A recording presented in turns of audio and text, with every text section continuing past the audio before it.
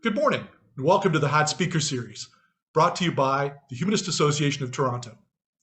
Today's speaker is Robert Hamilton. To say that Robert has tapped into the secular community in Canada would be an understatement. Robert is the current president of Humanist Ottawa, a board director of Atheist Republic, and a project manager for the Street Epistemology International. In his spare time, Robert is a member of Humanist International, Humanist Canada, and the Centre for Inquiry, and sometimes he even manages to find time to eat and sleep, too. In his presentation today, Robert will endeavor to make strong connections between humanist principles and the real world issues humanity faces every day. In this way, Robert will establish humanism as a practical philosophy relevant to the world we live in and to our everyday lives. With his presentation on what do secular humanists take a stand, please join me in welcoming to Hat Forum Robert Hamilton. Thank you. Hello. Hi, I'm Robert Hamilton. Thank you very much, Richard, for the wonderful introduction for today's discussion on what do secular humanists take a stand. I'll just mention briefly by way of background that I'm looking in terms of the kinds of different experiences that I've gone through recently. I've done a lot with respect to street epistemology and having fruitful discussions, dialogues, and not necessarily debates, but examinations of thoughts, perspectives, and opinions. And so that has colored the way in which I approach things like a presentation like this. And so I just want to sort of leave it open to an open discussion approach. So let me just, how can I go? Page, how's this got? There we go. I'd like to, through the chat features, or if you, as you're monitoring the chat, or please raise your hand for your input, your questions, and the things that you'd like to share. This is a bit of a presentation, but it's not so much me teaching things or me explaining things or me having answers. I really have more questions than answers. And so I'm going to perhaps challenge you to express your views and opinions with respect to the topics, ideas, values, and issues that we're going to be profiling very briefly here today. It's a kind of a broad scope in terms of what we're trying to cover. So what I'm going to do is basically examine a few things in a high level to introduce ideas and topics, and through that to introduce a general principle with respect to humanism and humanist values. The background of this presentation was that quite some time ago, we at Humanist Association of Ottawa we're looking at expanding membership as any humanist organization would want to do. And we realized that we had done some presentations about what humanism was and that type of thing. And we realized that people didn't really connect to what humanism was. They knew what issues that engaged them were, but they didn't really see how that had anything to do with humanism. So that led to the rationale for a presentation like this on what is that connection? Why are these humanist issues? And what is the relationship between high-level declarations, manifestos, statements, and the individual issues that you see in the news every day. So I'll start by a bit of a background. I'm not going to go through a lot of these specific manifestos and declarations, but you can see a timeline here going back. I'm only going back as far as 1933, but there's the history of humanism and secular thought goes back several centuries to the Enlightenment values and beyond. So I just going to use as a point of reference the initial Humanist Manifesto in 1933, where you can see a growth and evolution of thinking in terms of humanism and secular thought. In 1933, the Humanist Manifesto defined what was then termed religious humanism. It was articulated by Roy Wood Sellers and Raymond Bragg. It referred to humanism as a religious movement to transcend and replace previous religions that were based on allegations of supernatural revelation. The document in 1933 outlined 15-point belief system, which, in addition to a secular outlook, outlined a worldwide egalitarian society based on voluntary mutual cooperation. In 1933, there was a kind of a bifurcation of thought and opinion, and I think that the religious aspects of it are still preserved in the UU Church, Unitarian Universalist Church, that makes reference to humanism as articulated back in that 1933 Humanist Manifesto, and showing connection to religious thought. I'll just touch briefly on the 1952 key Amsterdam Declaration, which is the first articulated at the First World Congress of the International Humanist and Ethical Union, which is, of course, now Humanist International. It referred to, instead of religious humanism, it referred to ethical humanism.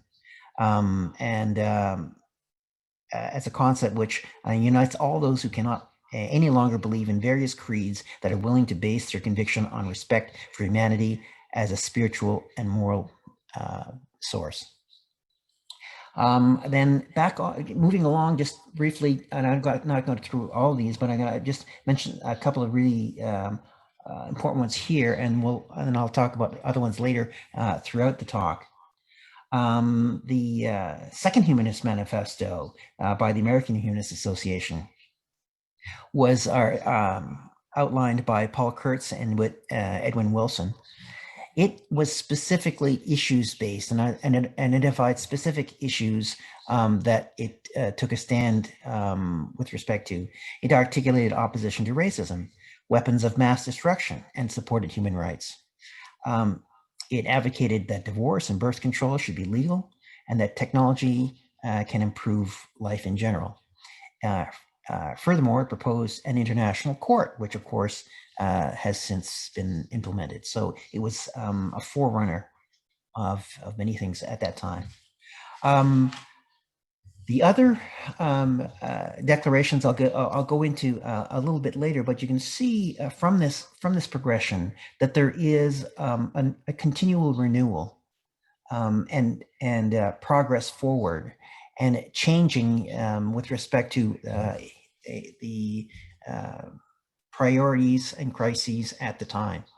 So the Amsterdam Declaration of 2002, which is the most recent declaration by Humanist International, is a reference declaration used by many humanist organizations, especially in the English-speaking world.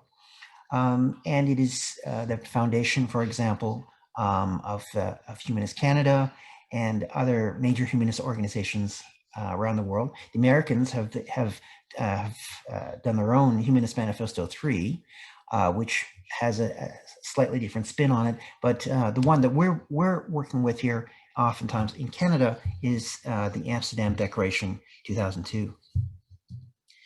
So let's look at that just very briefly in terms of high-level statement.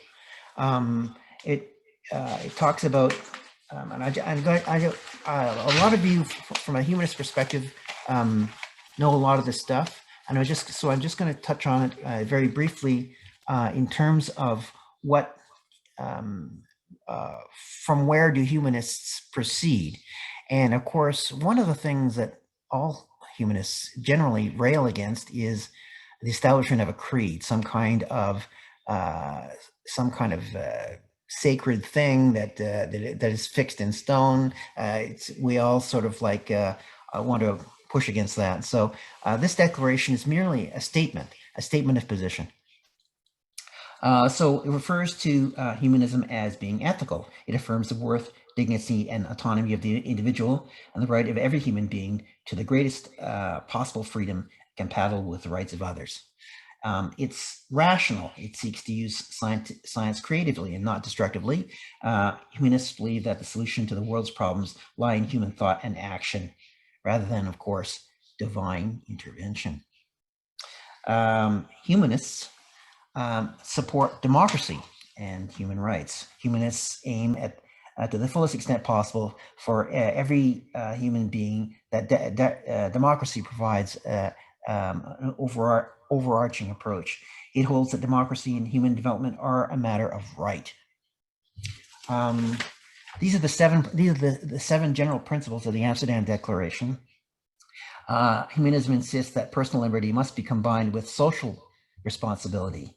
Humanism ventures to build a world on the idea of free, personal, responsible society, and recognizes our dependence on and responsibility for the natural world. So there's an environmental spin to it, actually. Humanism is a response to a widespread demand for an alternative to dogmatic religion. So this is the agnostic atheist perspective incorporated within secular humanism.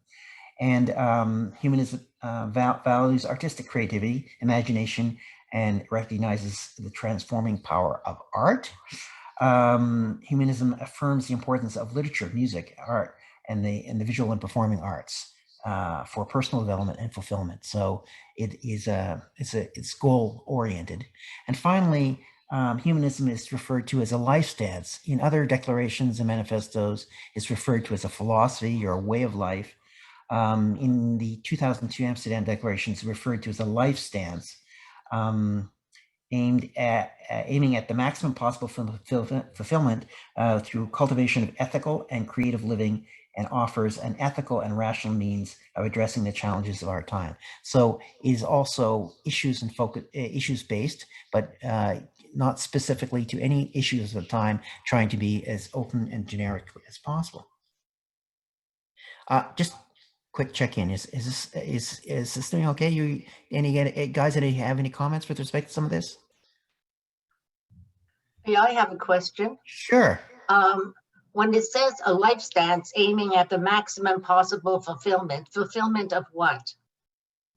Fulfillment of personal goals and responsibilities and contribution to society as a whole. So there's a personal aspect, an internal personal aspect, and there's an external societal aspect to it. Kind of clear? Yeah. So these are the 7 general principles, and what I want to do is I want to show you how this begins to go from this high level to lower and lower levels with respect to how this works. So we want to go from general broad declarations that I've gone through here. High-level manifestos and declarations incorporating guiding principles for desired behavior, down through from declarations to general principles, which reference common goals, values, and things that matter. So and then from those general principles and guiding ways of action, we have specific values of what is desirable, and when circumstances arise that impede, challenge, or otherwise counter or deny those kinds of values, we have an issue, and we take issue with that. We take a stance on that, and our stance that we take on the issue is based on our values, and so the actions that we take are driven by and reflect our values. So you can see that a general progression from high-level statements about society in general through principles and values to address specific issues and to take a stance and action against those issues. So I'm just going to this is it's kind of a general sense. Let's see. Next. So principles are generally moral rules or standards of good behavior and fair dealing. These principles guide our actions going forward.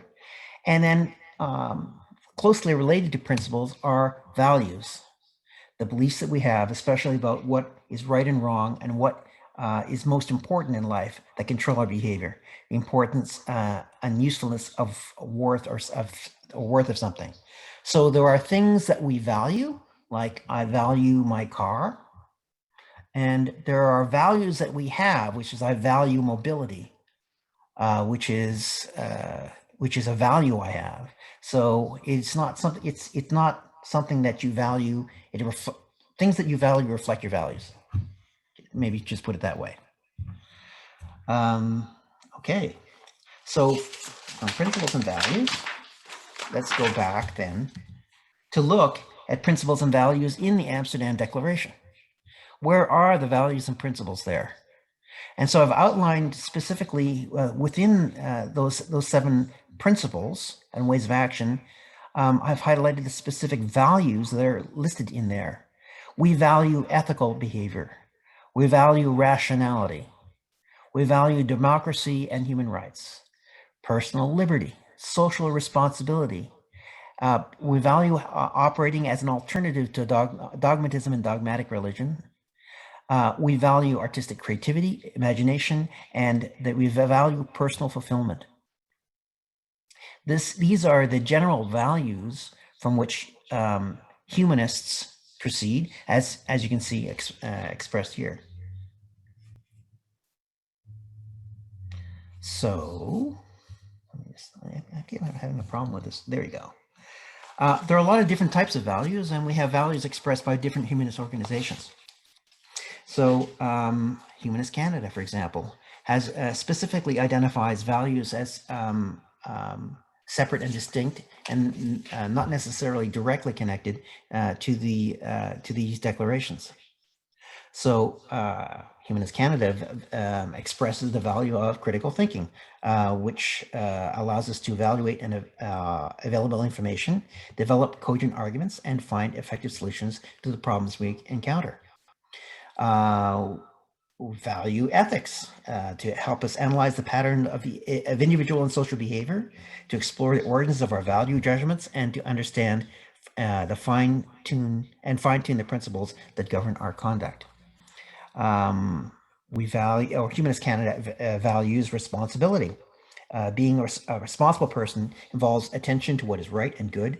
Responsibility entails self-knowledge and the acknowledgement of our interconnectedness and the need for cooperation. And finally, care. Now, care is not specifically mentioned in many of the humanist manifestos. In this case, care refers to human interaction. As we develop as human beings, we learn to care for others. There is a reciprocity of care. There will be times when we need care to be cared for, and the times where we care for others.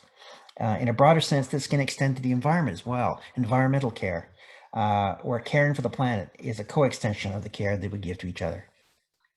Now, Humanist UK identifies a shorter set of values, which I think that you can see extracted here are specific ideas and concepts. So engaging in dialogue and debate rationally, intelligently, with attention to evidence. So a value of rationality and intelligence.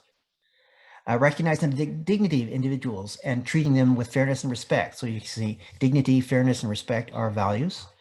Respecting and promoting freedom, democracy, human rights, the rule of law, cooperation with others for the common good. These are all things that we consider important and matter, and we celebrate human achievement and progress and potential. This is an important value of things that we hold near and dear.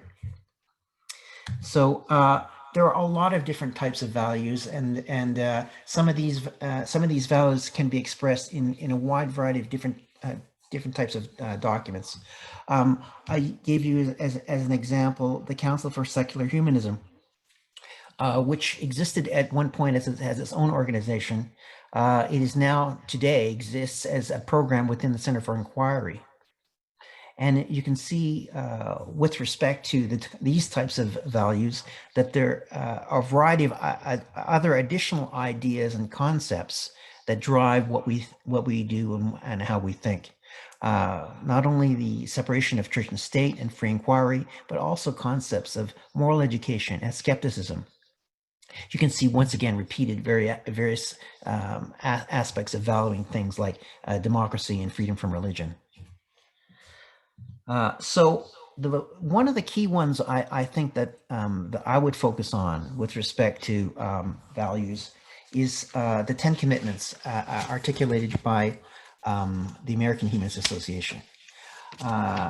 The American Humanist Manifesto 3 breaks down things into specific ideas and goals, which I think these values cut across and are sometimes represented in the various other kinds of manifestos that you see. So, for example, the commitment of critical thinking to practice good judgment by asking questions and thinking for myself. This is one of the things I do with respect to street epistemology. Ethical development is to always focus on becoming a better person. This is personal betterment. Peace and social justice, to help people solve problems and handle disagreements in ways that are fair to everyone. So service and participation, to help my community in ways that let me get to know people, that get to know the people I'm helping. Altruism, very important value, to help others in need without the hope for reward. Humility, to be aware of my strengths and weaknesses and appreciate the strengths and weaknesses of others. Environmentalism, to take care of the earth and life that's on it. And global awareness, to be a good neighbor to people who share the earth with me and help make the world a better place for everyone. Responsibility, you see that repeated at several points in many of the manifestos, to be a good person even when no one is looking and own the consequences of my actions. And empathy, to consider other people's thoughts, feelings, and experiences. I see I have a question here from our hand raised from Curious. I'm curious what your question is, Curious. Yeah, I really like the fact that critical thinking is taken as a value. But in various countries, I don't see that this critical thinking is not addressed in the systematic education. Like as a separate course, lecture, lesson, this needs to be taught, but it's not really, let's say, part of curriculum of universities or high schools. What do you think about it? Yes, I'll talk about that just a little bit later in my talk. Yes, there is regional variations and cultural differences with respect to the relative importance of these values, and in some cases, it's not referred to explicitly, or it's incorporated within another value in a kind of oblique way. So valuing reason and science, for example, implies the use of critical thinking. And so they may not express it in an overt way like this, but yeah, it's embedded. I'll talk. You'll see just very briefly that in some countries, of course, this is not a very important value at all, and in fact, it's something to be avoided. So I'll cover that in a few minutes. Okay, I will wait. Thank you. Great.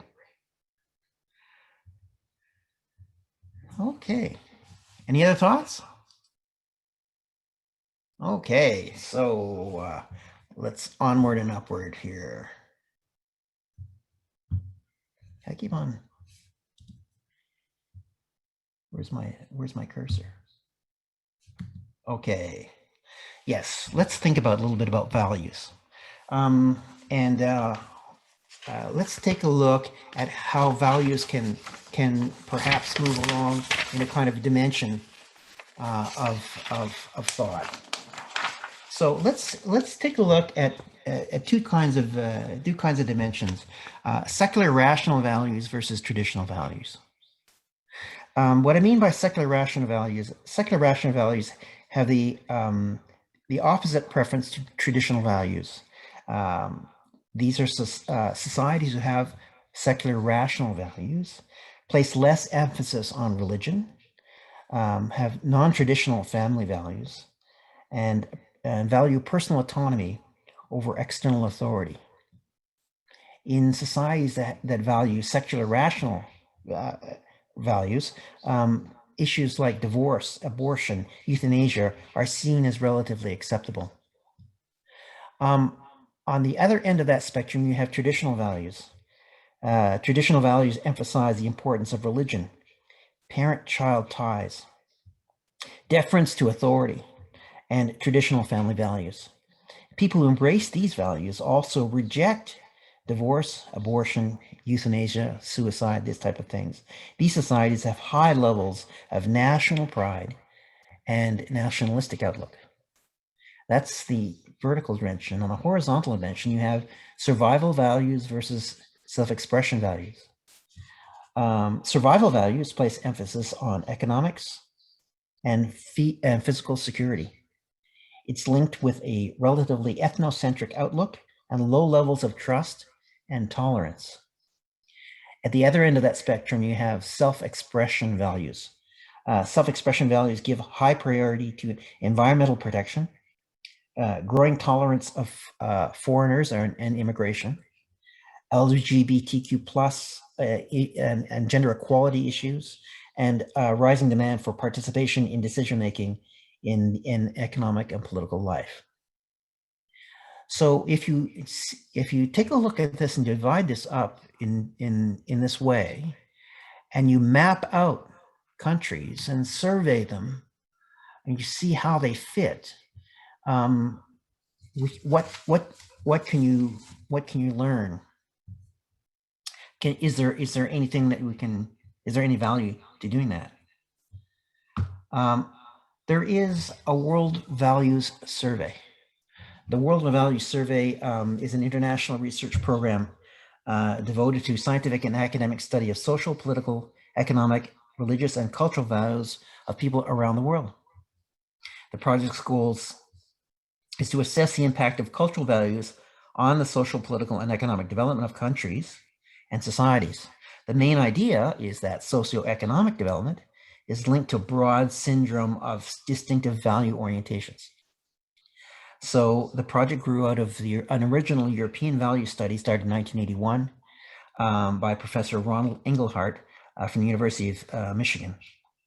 And since that time has been operating in over 120 countries. The main research instrument of the project is a representative comparative social survey, which is conducted globally every 5 years. The World Values Survey is one of the most authoritative and widely used cross-national surveys in the social sciences. At this time, it is the largest non-commercial, cross-national, empirical, time series investigation of human beliefs and values ever executed. So using these dimensions of secular versus traditional and survival versus so I would call free thought, you end up with a map. You can scatter diagram what these different how the countries fall out on this map, and you end up with something like this: the Engelhardt-Weisel World Cultural Map. This is the latest edition, the 2020 edition. The survey is ongoing right now for the next version of this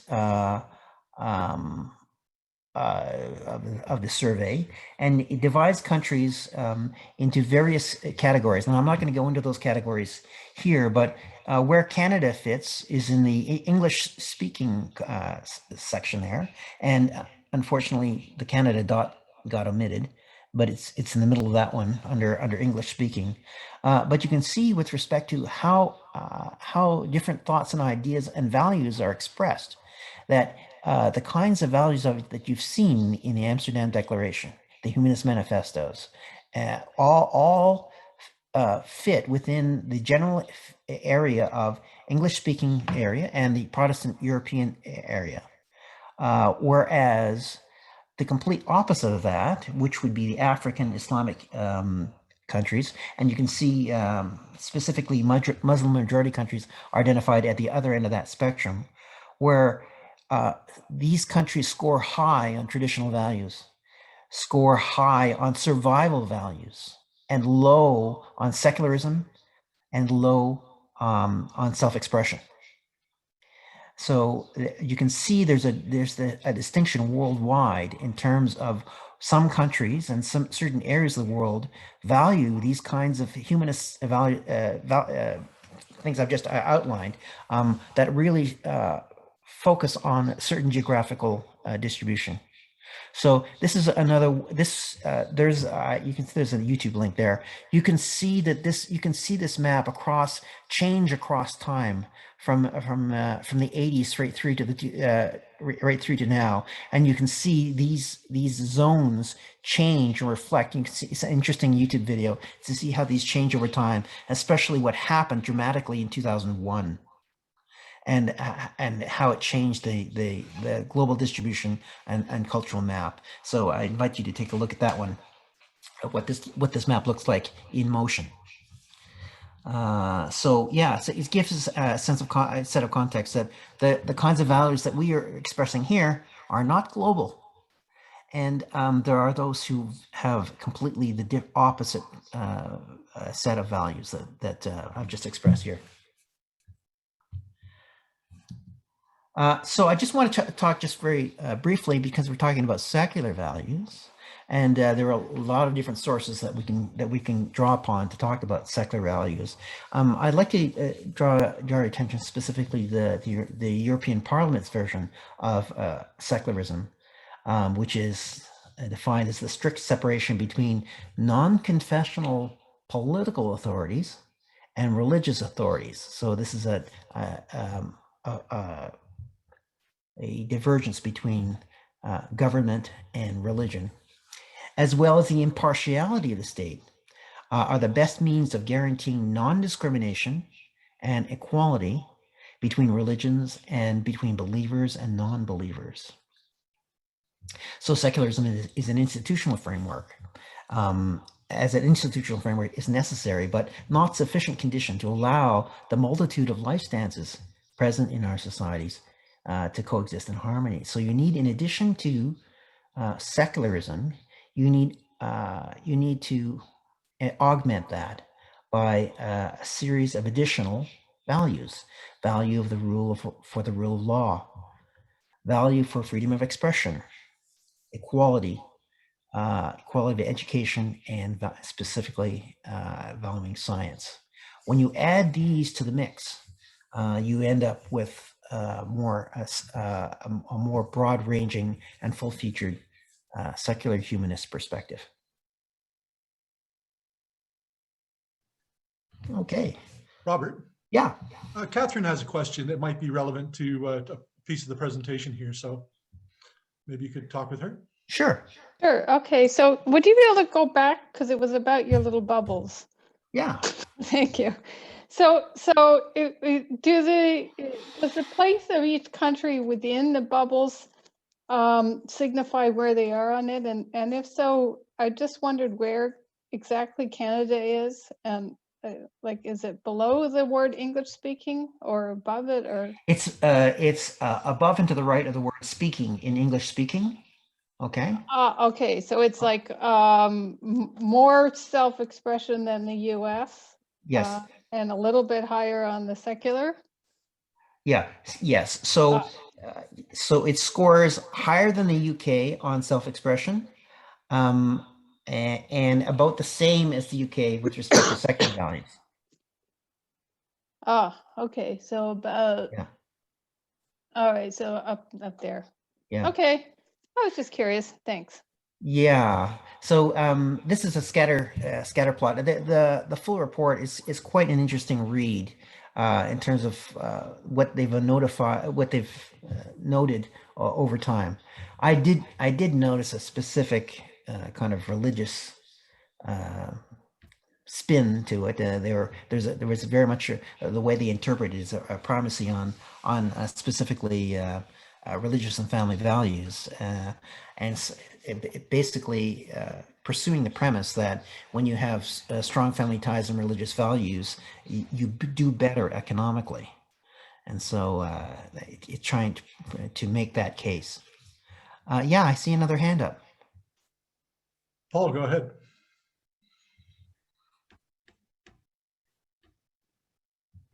My question is on the next slide with this declaration from the European Parliament, which I found interesting because, I mean, there are still some European countries that have state religions. Right. Right. I mean, if the UK was, you know, if this was written before Brexit, for example, then of course the Church of England is the official state church of the of England, right? Mm-hmm. And I think there's still some other countries that still have state churches. So I thought it was interesting that they would take this stance, even if maybe there are some of their members that really don't have any plans on disestablishing their state churches. Yes. Yeah. So you can see from this other map that under Protestant Europe, Denmark, Sweden, Norway are run the maximum in terms of secular values and self-expression values. So you see that would tend to skew the what you see here in terms of the European Parliament decision, right? And as you say, the diversity of views with respect to religious influence are quite broad all across Europe. So that they could achieve a statement like this is quite an accomplishment.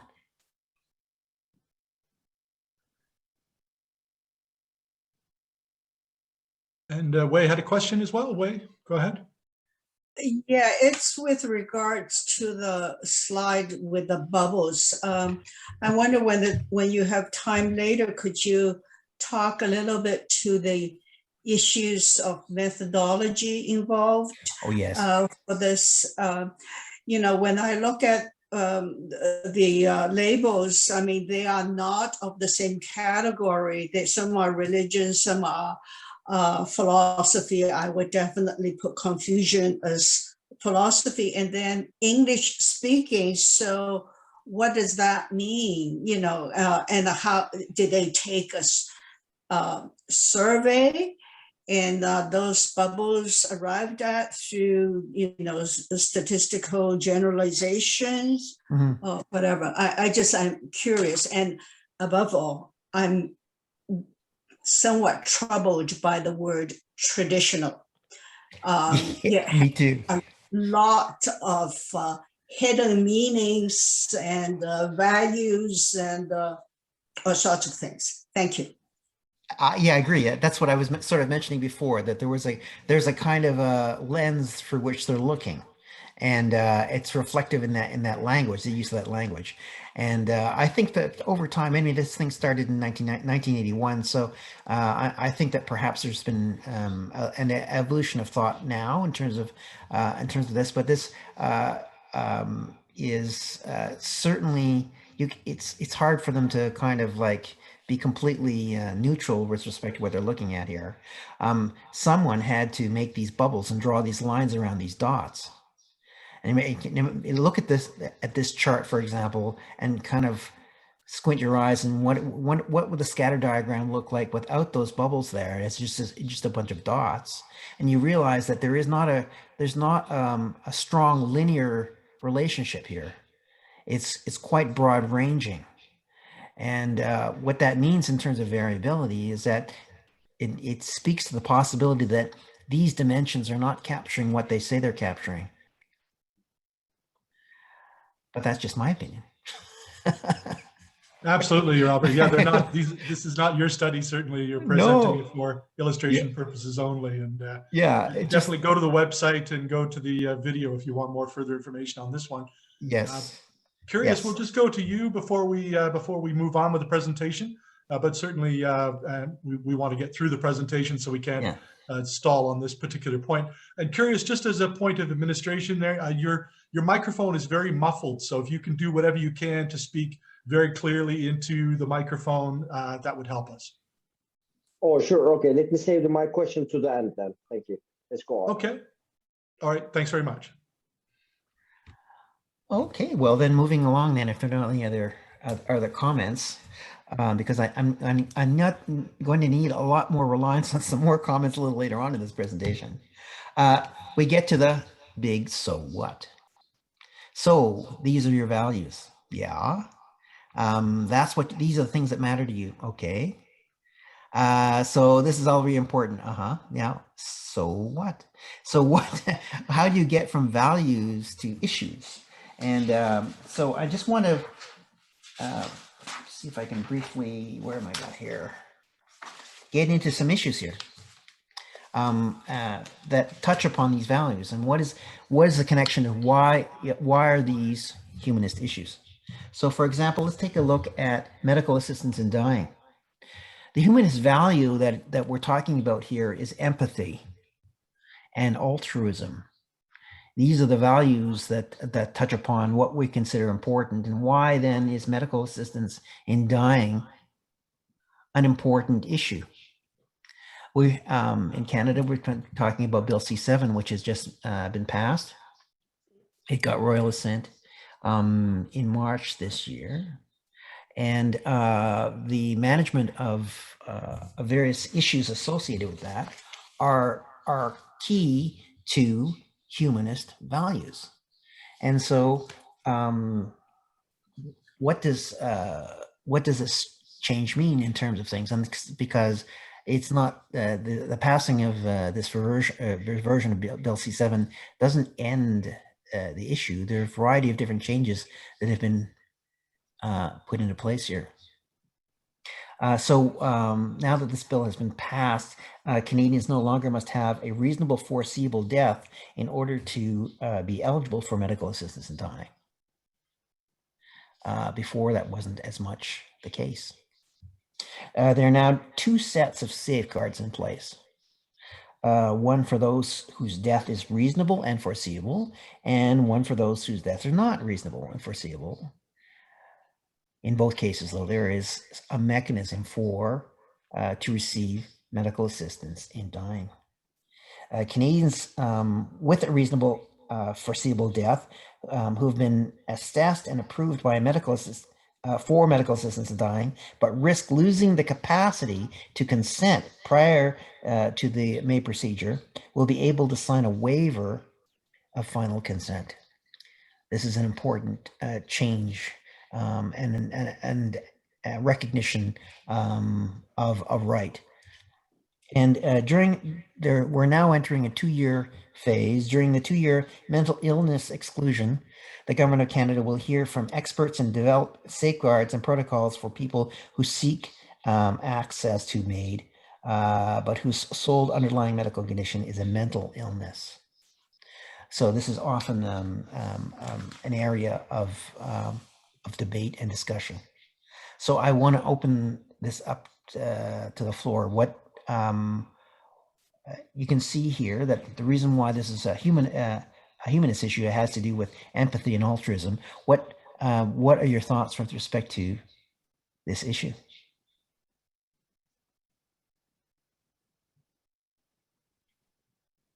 Yeah, Robert, Daryl put in the chat that certainly there's other values at play here besides empathy and altruism. Yes, what are they? Being self-determination and non-discrimination.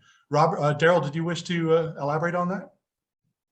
Sure. Well, so I think, basically support allowing people to self-determine around these things with appropriate safeguards. And I know that the community of people with disabilities is also very concerned about what might happen, and so we want to appreciate those concerns. So, Thanks, Daryl. Yeah, there's a value of personal autonomy, freedom, and freedom to act, and value with respect to responsibility as well. Go ahead. Go ahead, Moses. You were asking for our feedback on the issue. Yeah.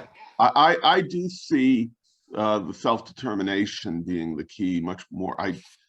The altruism, I don't see necessarily a clear distinction between the humanist approach and the religious approach. But really where the distinction comes in is when you consider, from a humanist perspective, our life belongs to ourselves. It's not an obligation to live. So medical assistance in dying is giving people control over their own life, which comes from this idea that we do not have a prescribed project. Our goals for our life are what we choose to make of them. So I tend to see this similarly to Darrell.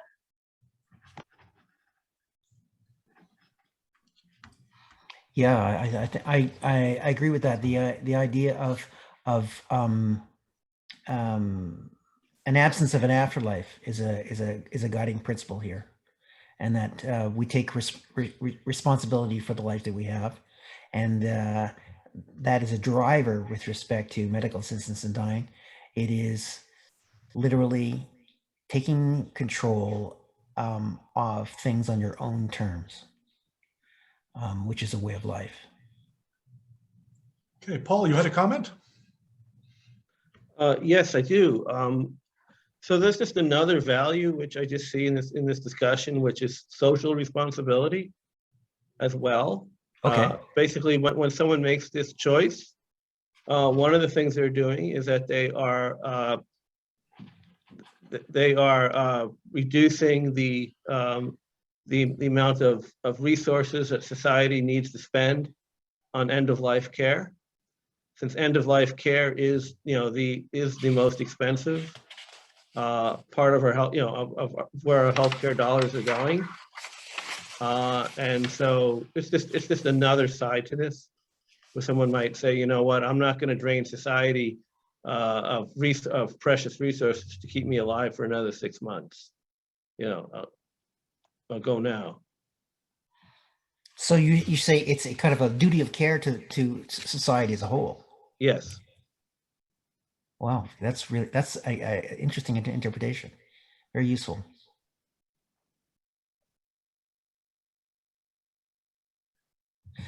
Okay, so certainly, yes. This is.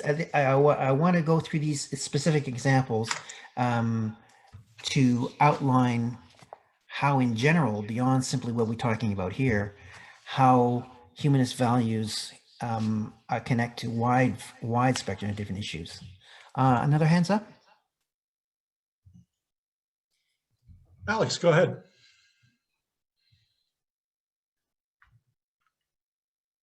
Alex, are you there?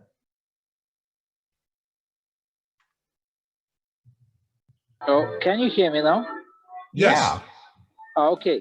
I wonder whether kind of the non-religious stance of humanists would necessarily put a value of life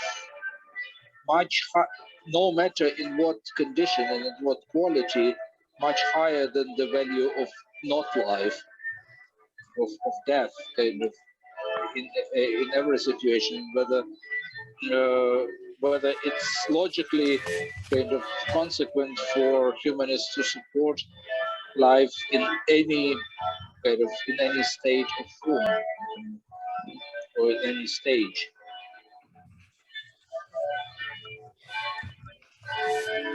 Yeah, I think there's a specific there is some overlap with respect to that when you look at it from a standpoint of valuing life. I think we can generally proceed from certain presuppositions that health is better than sickness, life is better than death. These kinds of basic presuppositions, I think, anyone shares, whether or not they're religious. So it is valuing life is why medical assistance in dying may be an issue, but what we're talking about is how and what is the humanist stance for that. And so I think humanists would agree that life is better than death. in general, but but not necessarily in all circumstances. And here's one of them.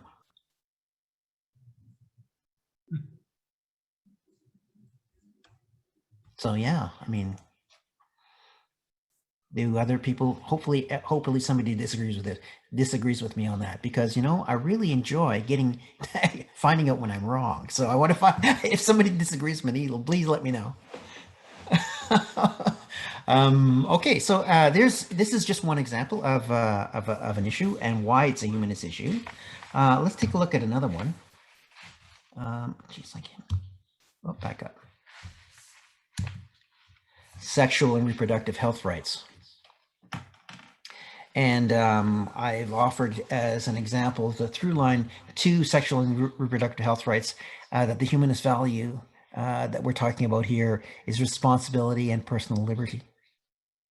What we're talking about is sexual and reproductive health rights to encompass the rights to contraception, to safe abortion, and to adapt sexual education. For example, issues related to this include abortion access and Indigenous people, Canadian guidelines for sexual education health. Examples would be something like COVID-19 and pregnancy. The World Health Organization's guidelines with respect to pregnancy, breastfeeding, and general sexual reproductive health rights. Trans rights and inclusion within the definition of feminism. Issues related to sexually transmitted infections. The rights of sex workers in terms of a constitutional challenge with respect to sex work laws. These are all within a broad spectrum of sexual and reproductive health rights.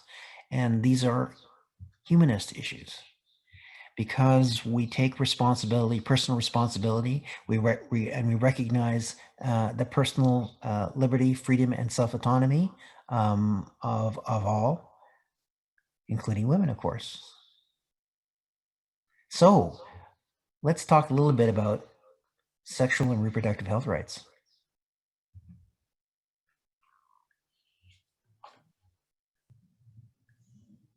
Okay, Elke has a comment on that. Did you want to take that comment, Rob? Sure. I have Go a ahead, Elke. question. I have a question. What about polyamorous relationships? What's your view about that? No, I'm asking you in relation to this. You've got this set up as a thing, and I'm asking you, how do you see that fitting in? Do you think polyamorous relationships have But a that's not my connection to question. sexual? I'll tell you what I think, but it's irrelevant to what I'm asking you. No, Okay. you put something forward. I'm asking you, has that been considered in there? I would consider it as partially included, yes. But that's just what I think. What do you think? Fine. I have no problem with it. Yeah. It's a broad tent, and there are edges to that tent which are a little gray. And so I think that relationships, including polyamorous relationships, are part of the social values. So what specific humanist values would you think connect to the topic of polyamorous relationships? Well, my problem with the situation of polyamorous relationships now is not with the relationships. It's the fact that our legal structure it doesn't allow for this. And so we are getting more and more cases coming up in law that have where judges are making decisions without any basis in law. There was just one recently in BC where a polyamorous group of two women and a man who had completely egalitarian relationships, no matter how you looked at the group. One of the women became pregnant with the man, and they had a baby. and they went to get the birth certificate. And what this group wanted, they wanted both females to be listed as the mother, so there'd be two mothers, and the male as the father.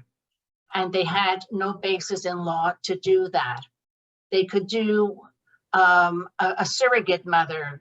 They could do an adoptive mother, but not the surrogate. They could do that, but they couldn't do that. And the judge had to make a ruling. And she said there's no basis in law, none. And she made a ruling that was based on what she believed was the best thing for the child. That was the basis of her judgment. So we are what I see happening, and I think we should address it here just as we have to in the law.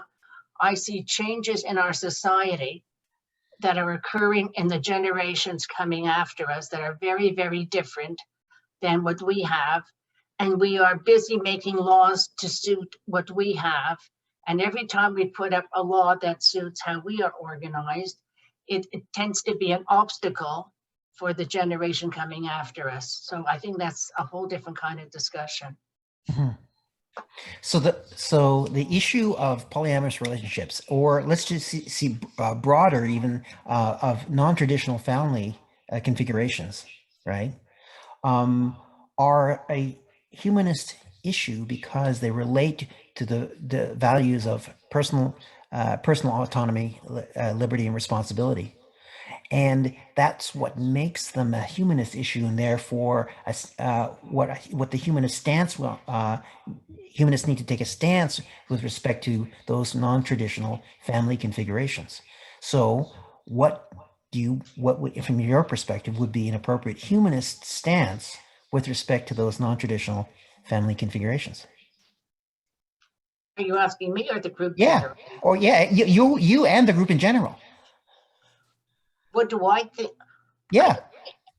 Well, I consider those relationships serious personal commitments, and they are organic, and they grow with time, and they change with time.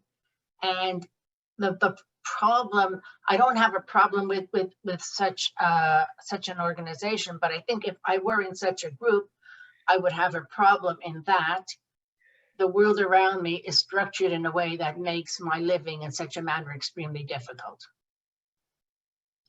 For example, who's the next of kin? What happens to inheritance things? What happens to CPP? Right. We have all kind of very, very real problems. So therefore, we have all these masses of people who are living in these creative relationships, and they are not, and they're trying to do it completely outside the legal system. But every now and then something happens, and you have to make use of it. And the other thing is, we have a legal system that doesn't let you do that.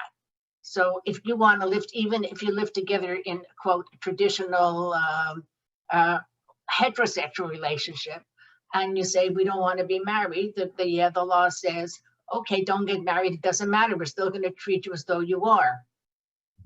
And that's why we really have a lot. I think that the creative personal relationships that we see that are developing is much bigger and broader than we know, because they exist completely outside the legal environment. I agree that the trend going forward is that things are going to get more and more complicated as things get more and more diverse. And so when you're dealing with a wide spectrum of family configurations of multiple parents, not only the legal ramifications of that, but not only multiple parents, multiple genders, multiple orientation. I mean, there's you can see how it can get pretty complicated pretty quickly, but this is not impossible. Societies have great resilience to be able to handle complex matters like this, and so The past will seem quite simple compared to how the future is going to be, and in terms of how to handle this from a tax perspective, from an education perspective. I mean, it goes on and on. Robert, I'll comment on that, and I wanted to just bring up another comment as well. That I guess that the humanist stance would be, though, that because of the way we think, and that's my second point, is that we think in terms of ethics, and those ethics are based on rational, evidence-based kind of situations, and analyzing the situations. They don't require an appeal to some sort of a book or a tradition or something that's outside of human experience. And so we'll always be in a kind of catch-up situation when we accept that those relationships are acceptable going forward. And so human innovation will always outpace lawmaking or societal adjustments to those things. And so I think the humanist stance there is just that by looking at these things from an ethical and rational standpoint and how they affect society, that you commit to basically enveloping those changes as quickly as possible and staying as current as possible within the bounds of the bureaucracy, and that you commit to do that, and that would be the humanist stance when it comes to those sort of issues, including polyamory. But the second point being that every one of these issues will start with the basic value of ethical consideration and rational consideration, and that will be the overweening thing, without, as I said, appeal to something beyond that. Thank you. Yeah, and of course, the religious will say that what you've just expressed trespassed overtly on the religious stance and the sacred creeds from which they proceed. That they're saying we have the authority here. That you're playing in our sandbox, and that's how they would see it. And they see these as issues, yes, but they have different solutions based on fixed texts. Exactly. We have Catherine. Catherine, you have a comment? Okay, I had some comments and they've morphed into others. So first of all, a little bit like Richard, I would say that the principal humanist value here is the ethics, and it's a different set of ethics than religious ethical values. And so I was just trying to think of some of the ethical values that are involved here. Well, first of all, that the traditional ultra-religious value is that males are dominant and females have few rights or fewer rights, and there's a great emphasis on traditional male-female relationships, heterosexuality, marriage, no sex outside of marriage, those kinds of traditional ethics.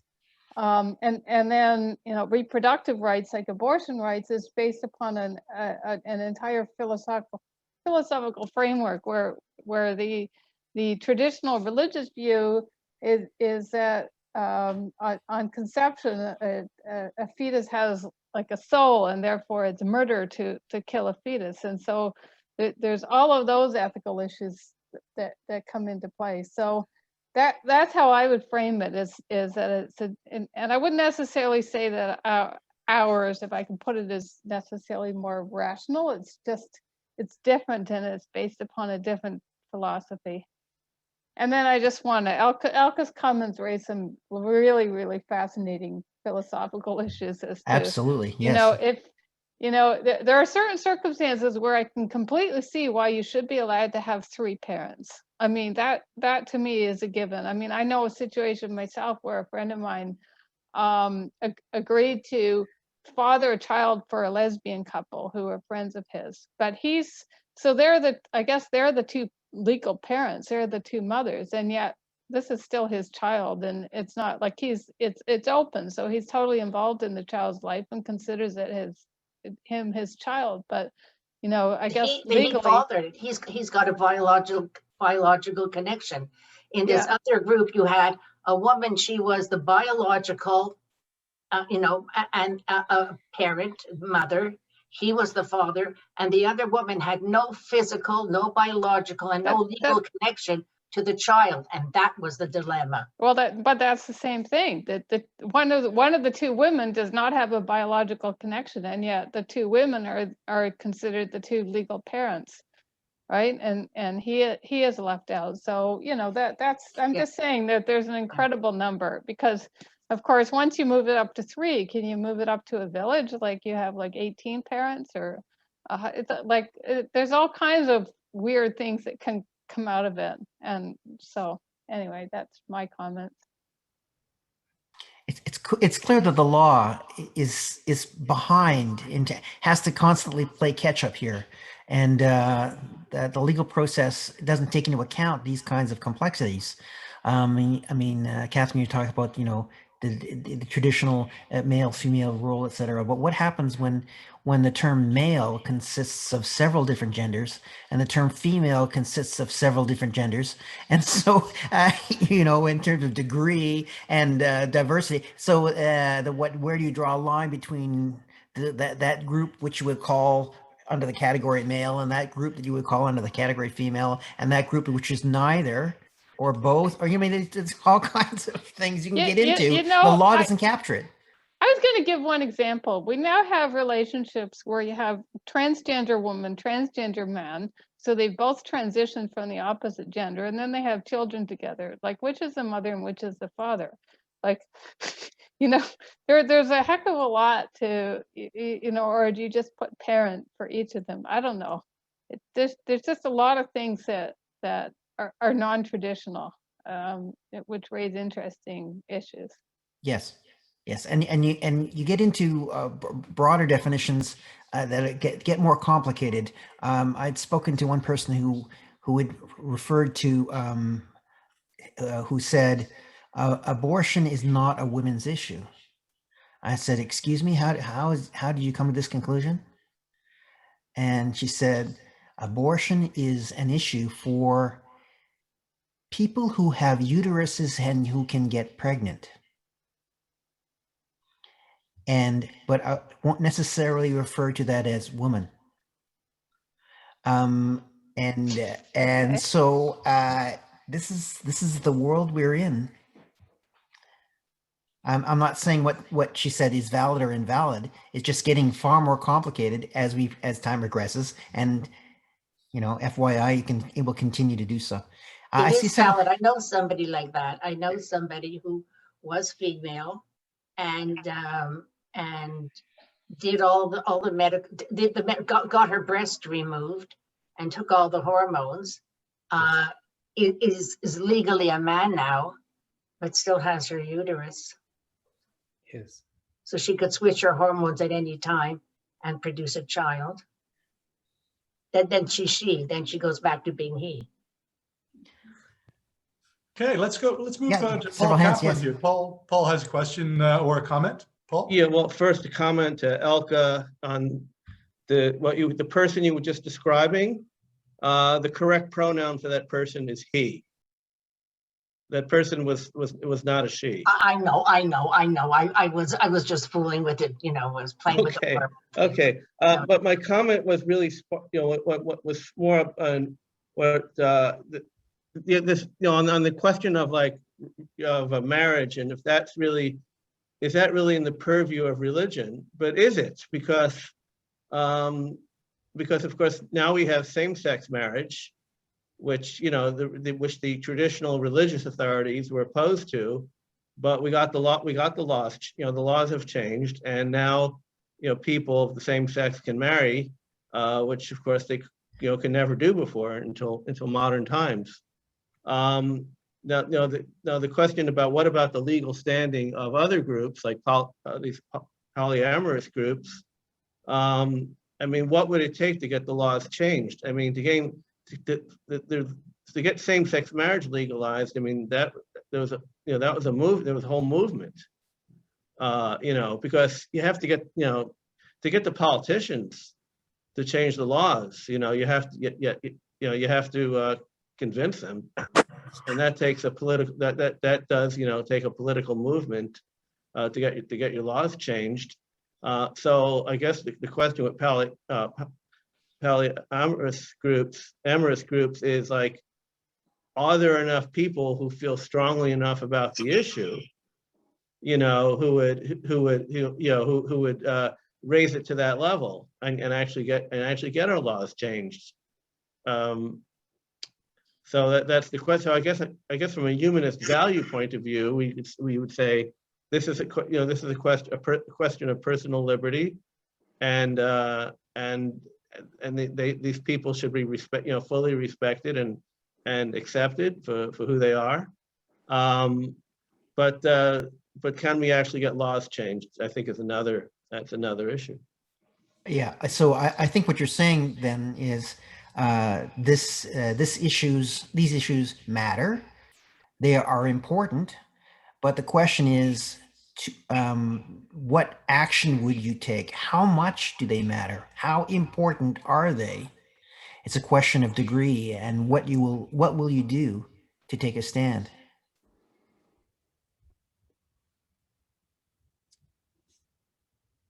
Absolutely. Okay. Yeah, very interesting. Okay, we've got Daryl. Daryl, you have a comment or a question. Okay, thanks. This is obviously thought-provoking, and at the risk of taking the discussion in a bit of a different direction, with reference to the title of the presentation, I think around taking a stand on things, I personally sometimes find it difficult to take a strong stand because I believe, and I think many of us would sort of believe in nuance and the complexity of some of these kinds of issues. But one thing that I do find myself taking more of a stand on these days, and I don't know if this will tie into some of the humanist values, is to say that we have made progress on many issues. And so as much as some people will rightfully say we have not solved society's problems in many ways, I think that, and I was reminded recently of the term progressivophobia from Steven Pinker, that too often we portray it as if things are worse than they ever were.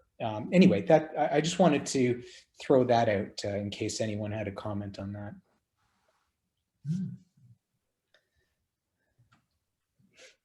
Okay, thank you very much, Daryl. Yeah, absolutely. Progress has been made. Progress needs to be made, and where do we stand on that, and what is the appropriate level of response is certainly a question for humanists to answer.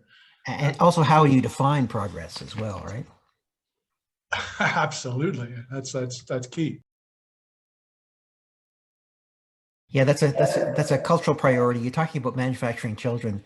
You remind me of a discussion I had a few months ago. A person who's producing her PhD thesis on artificial womb technology, and so that one day in the actual foreseeable future, it will be very much closer to this concept you just mentioned before of manufacturing children, that artificial womb technology may become something which is entirely possible.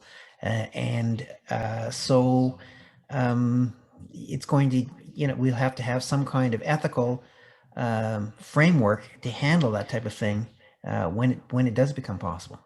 Mm-hmm. Agree. Thanks.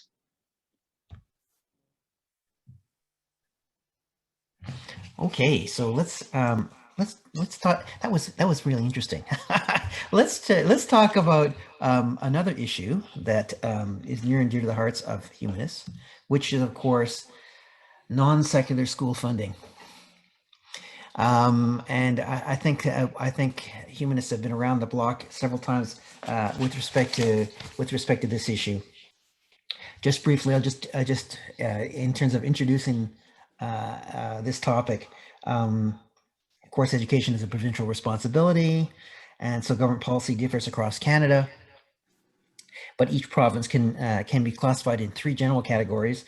First, whether it offers full public funding to Catholic schools because of an archaic constitutional obligation. Secondly, a second category would be whether it offers partial public funding to religious schools of any faith. And third, whether or not it offers no funding to religious schools of any kind. So there you have the three general categories there. In Ontario, Alberta, and Saskatchewan, it's still these provinces still offer full public funding to Catholic schools, a historical artifact originating from the denominational privileges enshrined in Section 93 of the Constitution Act of 1867. All other provinces do not have or have since eliminated this constitutional obligation. So BC, Alberta, Saskatchewan, Manitoba, and Quebec offer partial funding to religious schools of any faith that meet some provincial criteria, such as typically teaching the provincial curriculum, submitting standardized testing, and having employing certified teachers and things. And finally, in New Brunswick, Newfoundland and Labrador, Nova Scotia, and PEI, they offer zero funding for religious schools of any kind. So the humanist value and the connection to humanist values here has to do with social justice, fairness and responsibility, the separation of church and state from a secular perspective. And so this is a long-standing issue with respect to public funding of schools and religious education. And there is a lot to be said from a humanist perspective against religious-based education being publicly funded. So we have some hands to talk about this. Let's chat a little bit about non-secular school funding. Okay, Tanya, why don't you start us off? Yeah, thank you. I'm glad that you included this. I wasn't sure. And I had always been under the impression that the reason why we were stuck with a two-system school was because of the Constitution. Well, that's obviously not true, because the majority of provinces have gotten rid of it. And I think that's the right thing to do. I think that there should be one publicly funded secondary school system, period. If there are faiths that want to set up their own schools, fine, let them pay for it. But even then, it should be made sure that there's a similarity between their curriculum and the public school system, because we want our students to be learning the same thing. And I think this is one area, and I don't know if Richard wants to talk more about this, where there are a number of humanist and other organizations who are starting to come together and make concrete efforts to change this. And I think the sooner that happens, the better. And the constitutional issue obviously doesn't hold water, because the other provinces have been able to change it and the sky hasn't fallen. So that's it.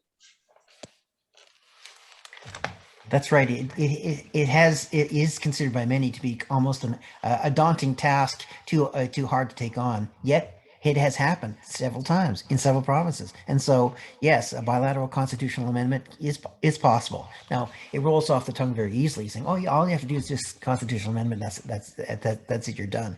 But we recognize that the bar is very high in terms of doing that. It takes significant political will to do it. It can be done if it's important enough for you.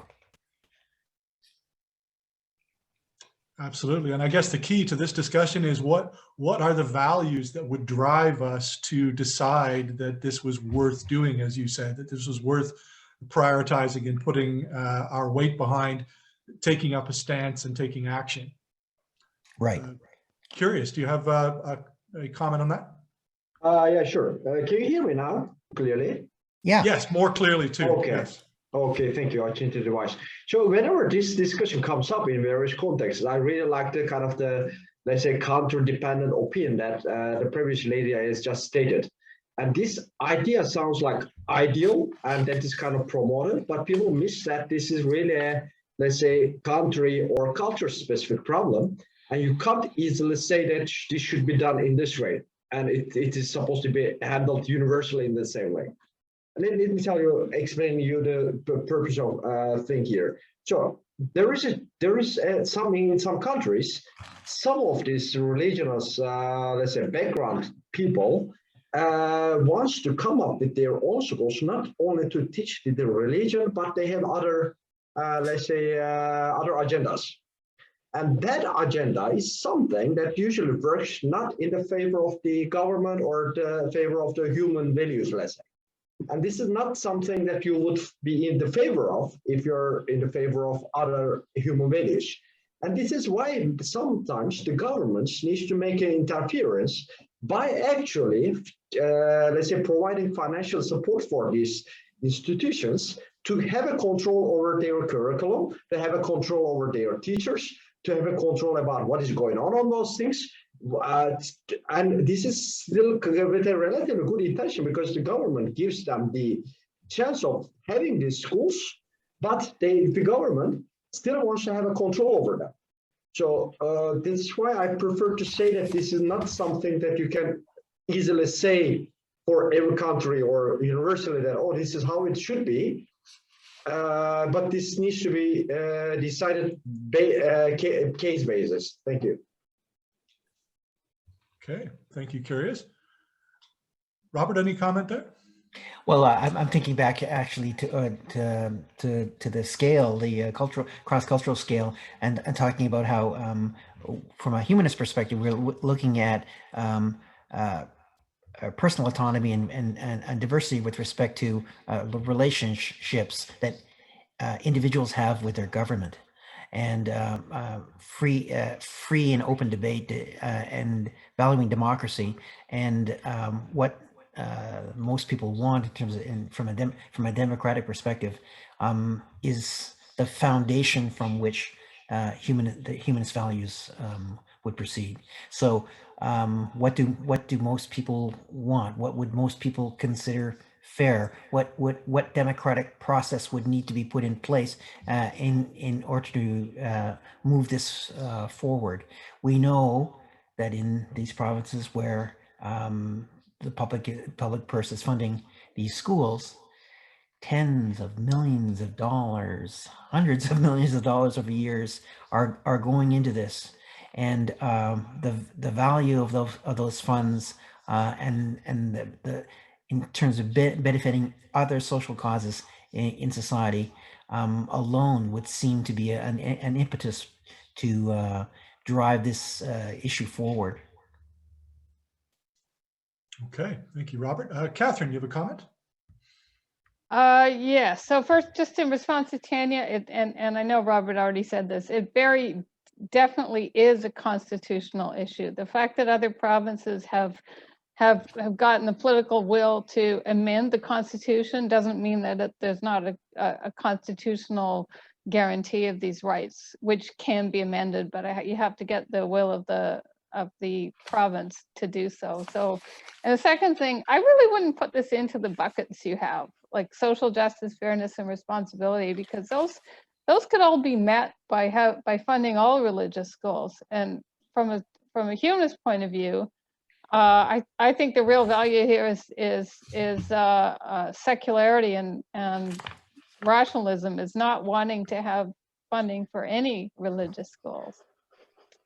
That's just from my perspective. So I wouldn't say, well, yeah, it would be fair if you funded the Jewish schools and you funded Islamic schools and you funded Hindu schools and therefore everything's fair. I say, well, yeah, that would be fair, but it's not my value. Are you saying the value of rationalism or rationality and reason is a value which connects to this issue?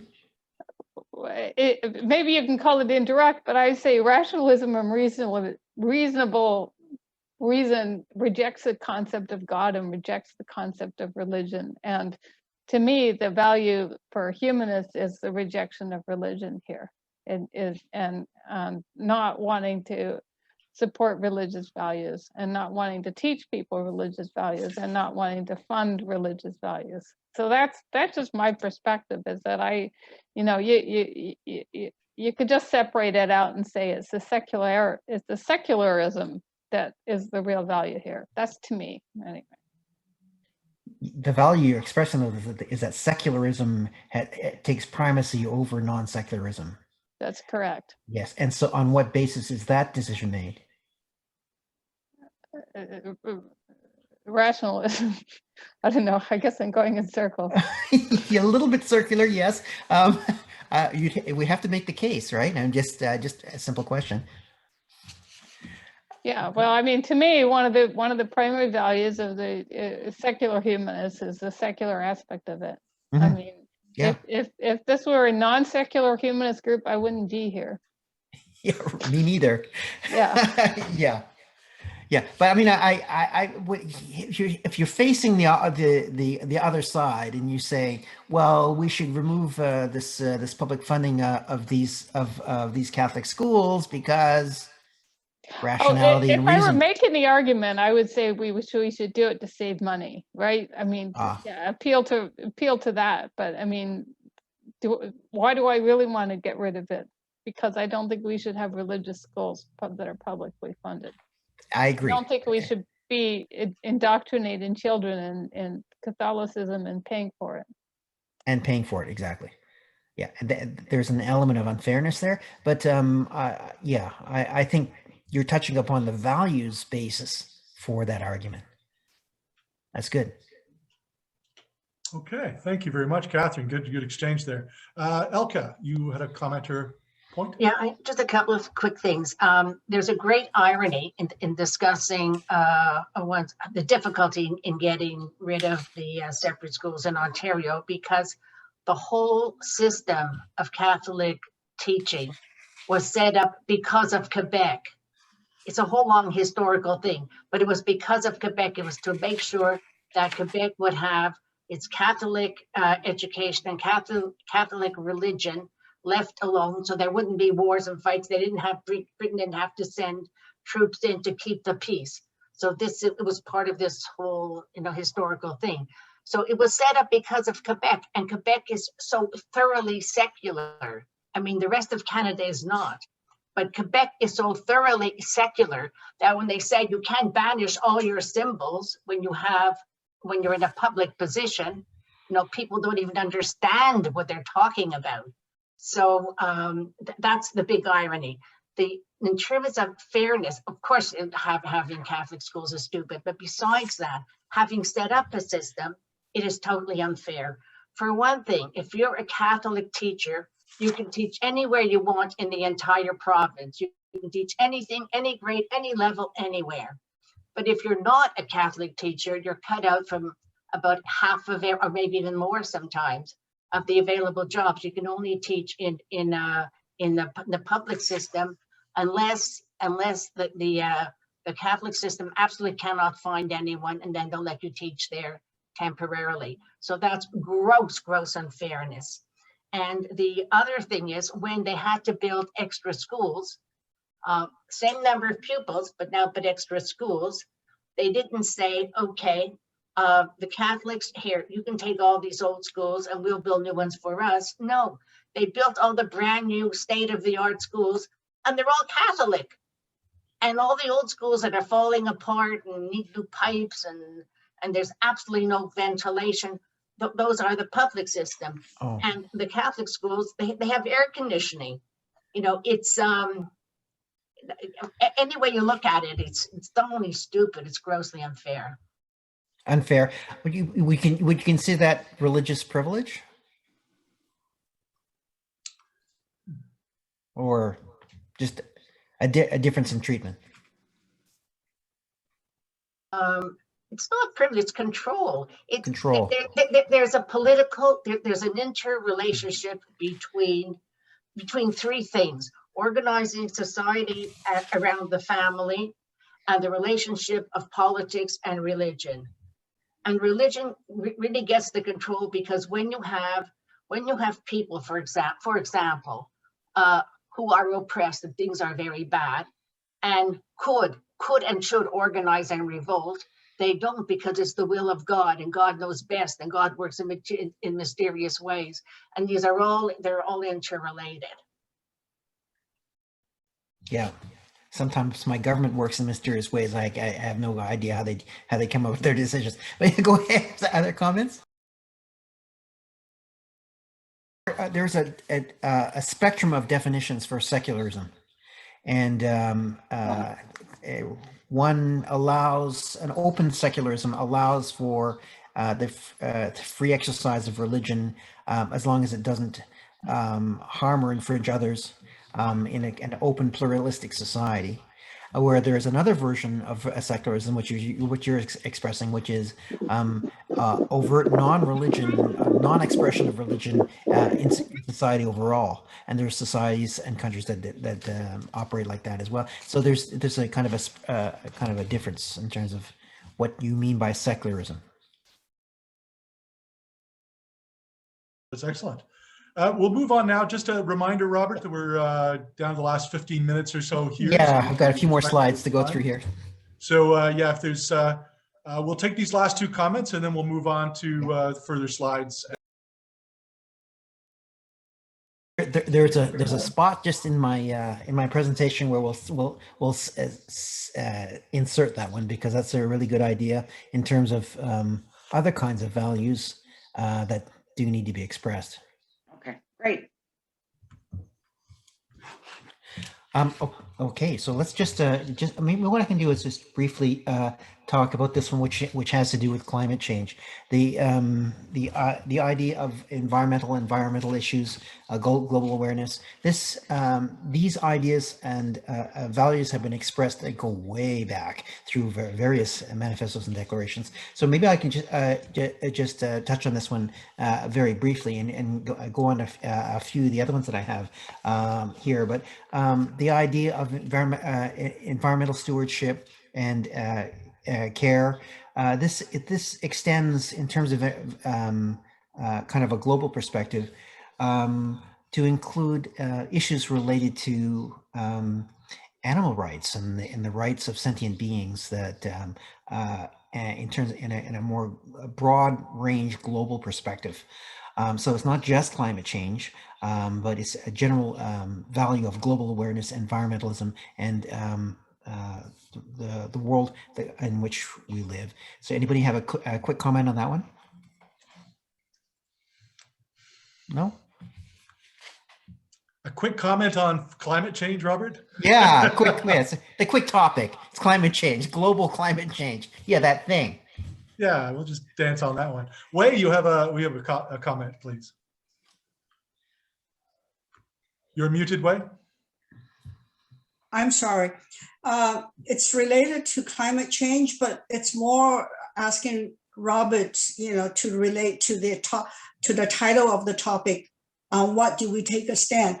From the various examples, and say the climate change example, I think among the humanists, there is usually agreement on the values, global awareness, survival of the species, survival of the planet, and so on and so forth. But it's when you come down to the issues and stance, that's where there's a lot of diversity and people don't agree. And linking that to what Michelle just said, say someone just left religion and coming to HAT for a meeting, and that there is that kind of diversity. And it seems that more of the majority of the participants seem to lean in one direction.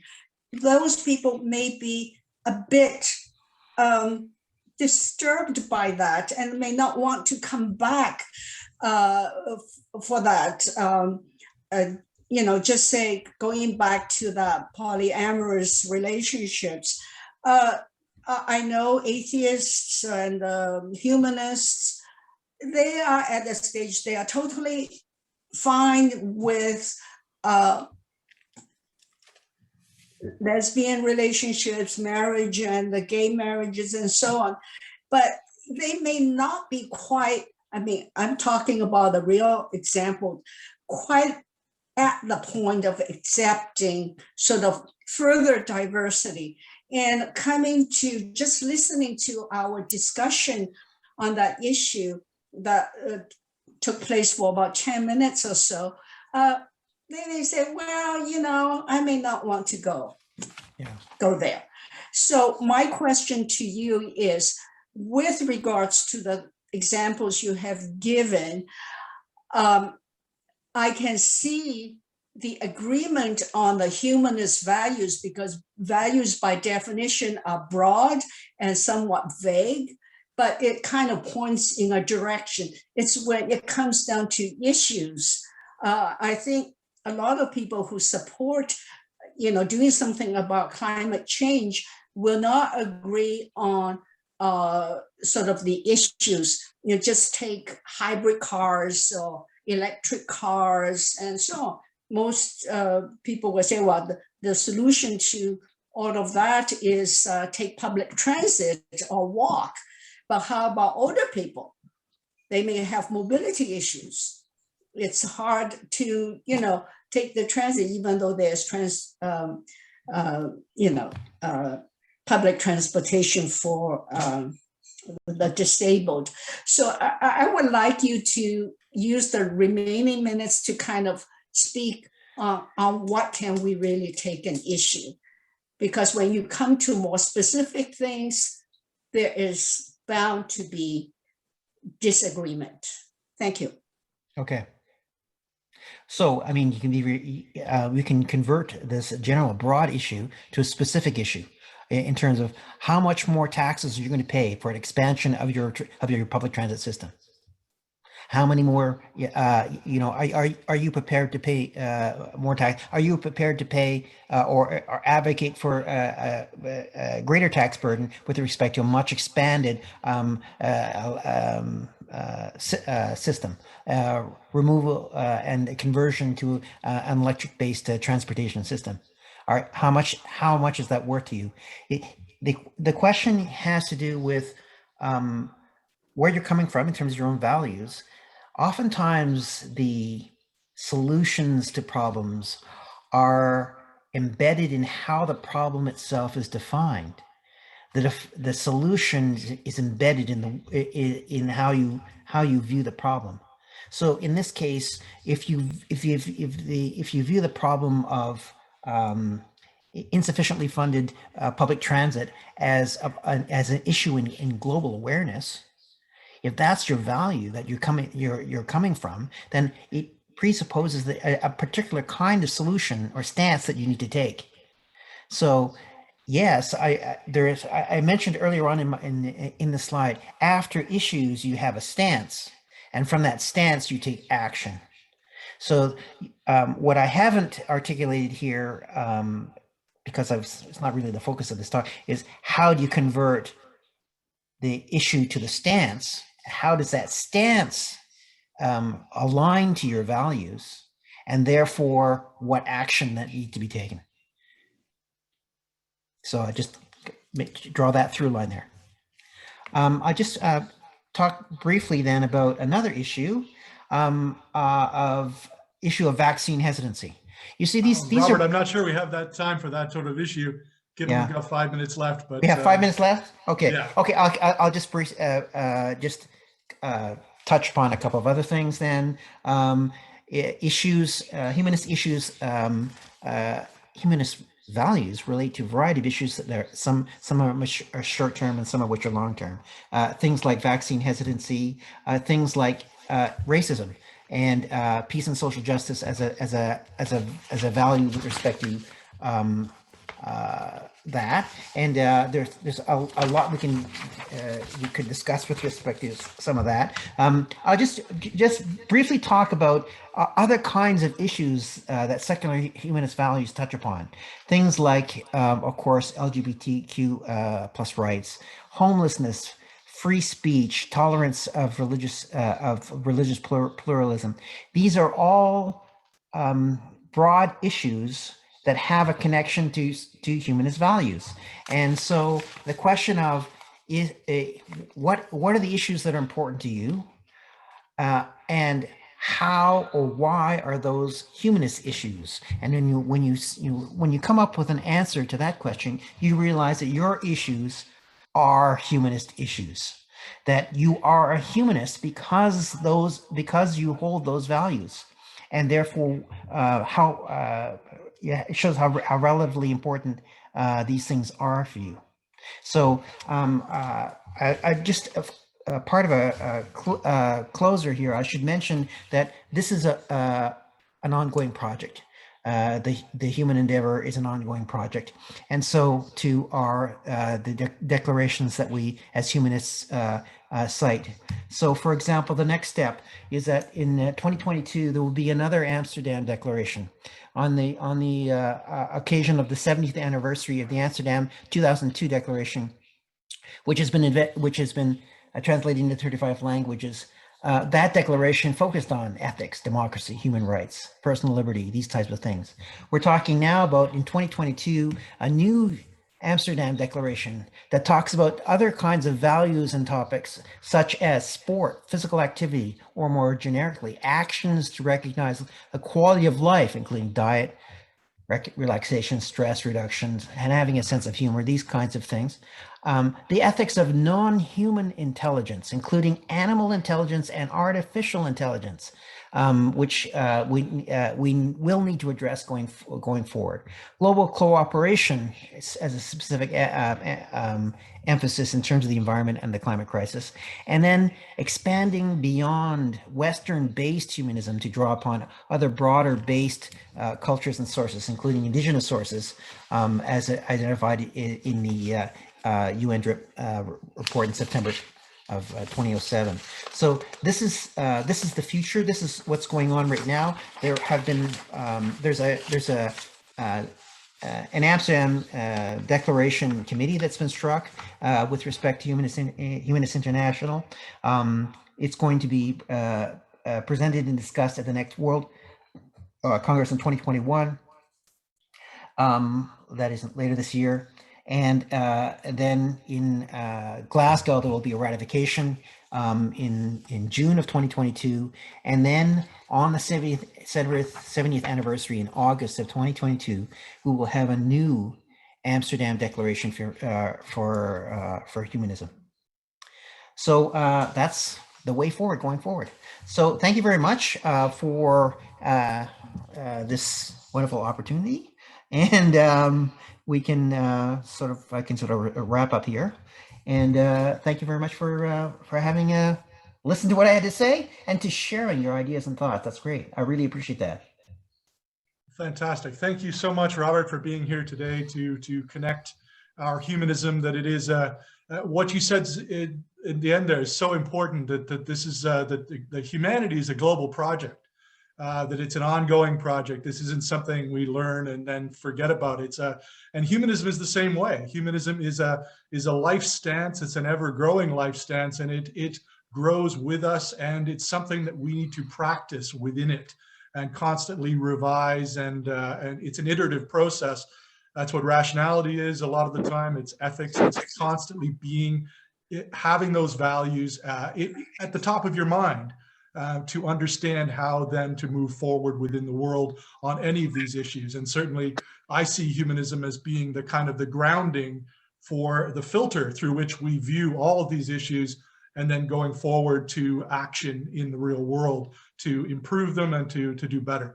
And so certainly that is something that we can go towards. And I'd love to hear another presentation from anybody, not just Robert, on that second part of the equation. There is what now we have the values, we've linked them to the issues. How do we then take that, make a stance, and put that into action? What is our responsibility and duty of care as humanists to that action? So, but that's for another day. And this day we've enjoyed Robert. So please, everyone, take yourself off mute now and give Robert a big a round of applause on Zoom at least. So thank you very much, Robert. Thank you very much. Thank you.